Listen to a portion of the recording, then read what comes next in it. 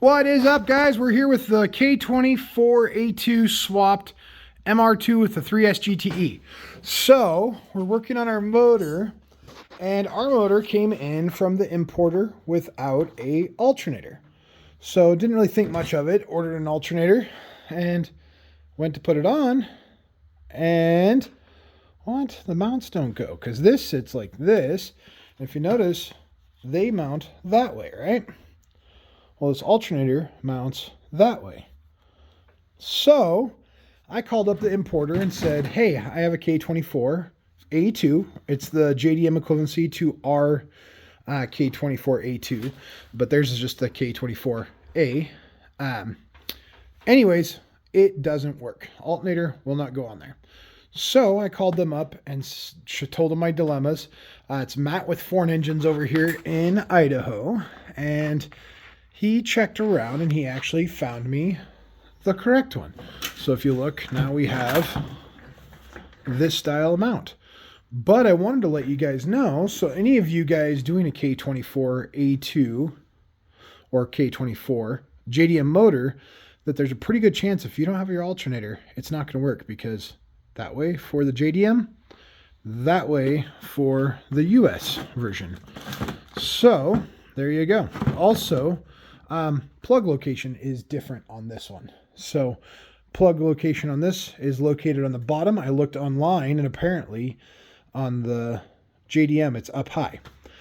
Anywho, I thought I would point that out because that's one of the differences I have found. So we're going to go ahead and switch out this housing here as to allow us to use US spec stuff, because if we have to replace stuff, it'd be nice to be able to have the parts off the shelf. Anywho, that's my discovery. I hope this helps someone, but we're coming along. We have obviously turbo manifold, we have our intake manifold, we have our injectors, we have our fuel rail, we have our fuel pressure regulator. Turbo will be here tomorrow. I'm super excited to share that with you guys.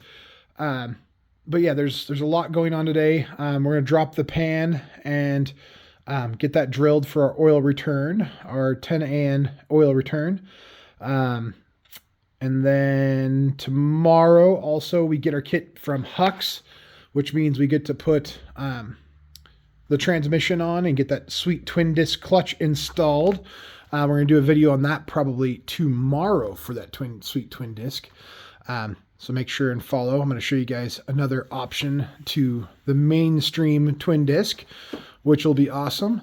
That video will probably be coming out this weekend.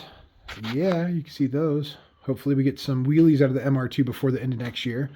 But yeah, lots happening with this build. Oh, the other thing is I'm about to do a video on the Type S oil pump, because we decided that the balancing shaft and everything on this, you know what, if we're in there, if we're popping that off to go ahead and do a oil return, we need to do a Type S oil pump, which will allow us to get, you know, more RPMs, squeeze some more power out of what is about to be a turbo. Yes, turbo. Anyways, so you guys, we're going to do that tomorrow as well.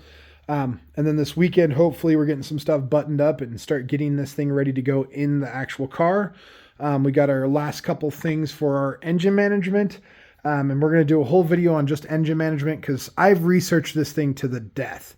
The MR2 needs to get the best budget parts while still being reliable and able to do what I need it to do. So that's what we're going about this, for a reasonable build. Obviously with some nice parts. We have some nice parts. Nice turbo, nice, you know, everything's decent, everything's good quality. But yeah, I just thought I'd point that out for you guys on the water pump. And then make sure and like and subscribe.